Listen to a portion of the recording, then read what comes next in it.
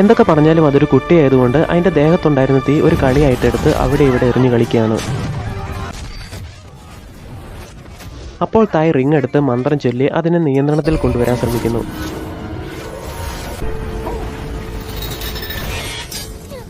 എന്നിട്ട് തായ് അതിനെ കൊല്ലാൻ ശ്രമിച്ചതും ലീജിങ് തടഞ്ഞിട്ട് നീ എന്ത് ചെയ്യാൻ പോ അതിന്റെ മകനായെന്ന് പറയുന്നു. അല്ല, ഇതൊരു ചീത്ത ശക്തിയാണ്, ഇവനെ ജീവിക്കാൻ അനുവദിച്ചാൽ ഈ ലോകത്തിന്റെ അവസാനം ഇവന്റെ കൈ കൊണ്ടായിരിക്കുമെന്ന് പറയുന്നു. എന്നിട്ട് തായ് വീണ്ടും ആ കുഞ്ഞിനെ അടിക്കാൻ വേണ്ടി വന്നതും അമ്മ കുറുകെ വരുന്നു.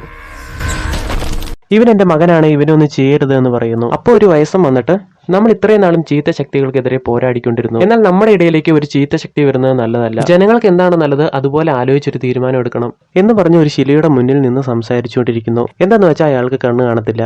ആ കുട്ടിയാണെങ്കിൽ അമ്മയുടെ കയ്യിൽ കടിച്ച് കയ്യിൽ നിന്ന് ചോര വരെ വരുന്നുണ്ടായിരുന്നു. എന്നാൽ അമ്മയാണെങ്കിൽ അതെല്ലാം സഹിച്ച് സ്നേഹത്തോടെ നോക്കിയതും അവൻ ശാന്തമാവുന്നു. ഇപ്പോൾ ലീജിൻ ജനങ്ങളുടെ മുന്നിൽ വന്നിട്ട് സംസാരിക്കാൻ തുടങ്ങുകയാണ്. ഒരിക്കലും നടക്കാൻ പാടില്ലാത്ത ഒരു കാര്യമാണ് ഇവിടെ നടന്നത്. എന്നാലും എന്റെ മകനെ എനിക്ക് കൊല്ലാൻ കഴിയില്ല. അവനെ ഞാൻ എന്റെ വീടിന്റെ ഉള്ളിൽ വെച്ച് അവൻ പുറത്തു പോകാതെ ഞാൻ നോക്കി വളർത്തിക്കൊള്ളാം. അവൻ പുറത്തു പോയി എന്തെങ്കിലും ചെയ്യുവാണെങ്കിൽ അതിന്റെ പൂർണ്ണ ഉത്തരവാദിത്വം ഞാൻ ഏറ്റുകൊള്ളാം എന്ന് പറയുന്നു. നിങ്ങൾ ഇവനെ വളർത്താൻ ശ്രമിച്ചാലും അത് കഴിയില്ല, കാരണം 3 വർഷങ്ങൾക്ക് ശേഷം വരുന്ന മിന്നലേറ്റ് ഇവൻ മരിക്കും എന്ന് തായ് പറയുന്നു.